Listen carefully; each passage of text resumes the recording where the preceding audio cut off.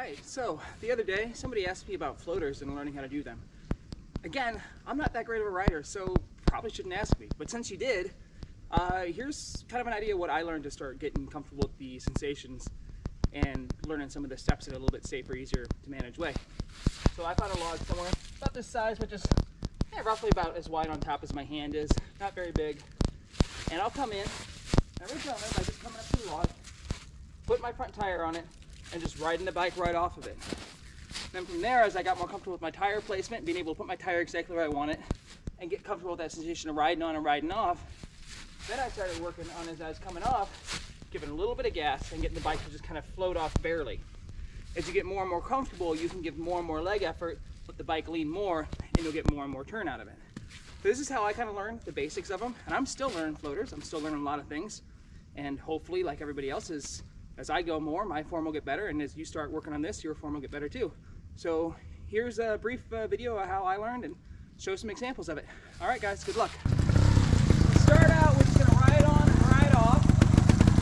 Put that tire on it, ride on, ride off. Say it one more time.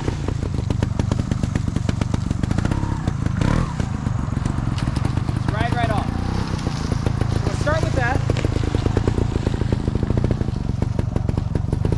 As we get comfortable with that, we're just giving a little bit of gas as we come off.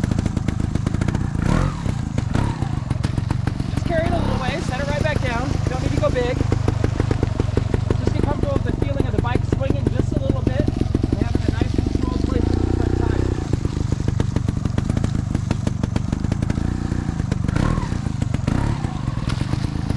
Just like that.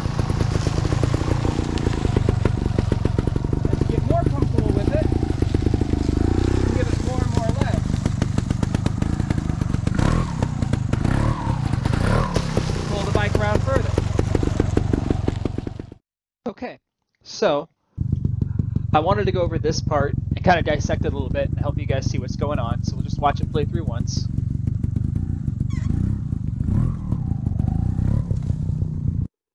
Okay, so for my skill level, not a half bad little floater off that tree. So anyway, let's dissect it and let's see what's going on here. So first thing, as I come in, you hear my brakes squeaking a little bit. They got some crud on them and all this snow and crap. But anyway, see, I come in and see how I really hammer the front end down onto the log. Now, if this was a wall or a tree or something taller, I wouldn't be coming down into it, but I would be driving the front end into it. The results are going to be, as you see here, the suspension is going to compress really hard. And I'm almost coming to a stop here. Then I start to come up as the suspension rebounds, which really helps throw the front up and helps spin you around. Now, as I come around, yes, I am steering with my mouth. I don't know why, but hey, we all do silly things. At least my tongue's not flapping out in the wind. But it might be one of these days. Anyway, as I come around, if you look right there, you can see really well.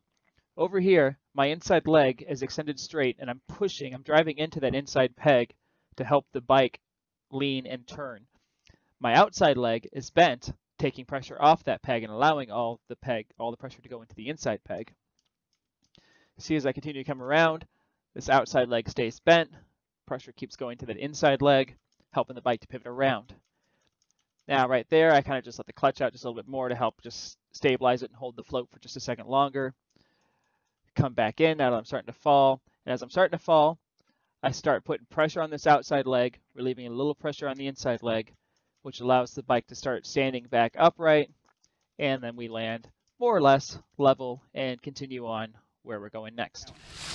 So this is something small to get people started on. I hope it helps you out. Hope I'm not teaching you bad habits again. I don't know what I'm doing, so you know, follow this advice at your own peril. But anyway, I hope it helps you out. Hope you're having a great day. Catch you guys later.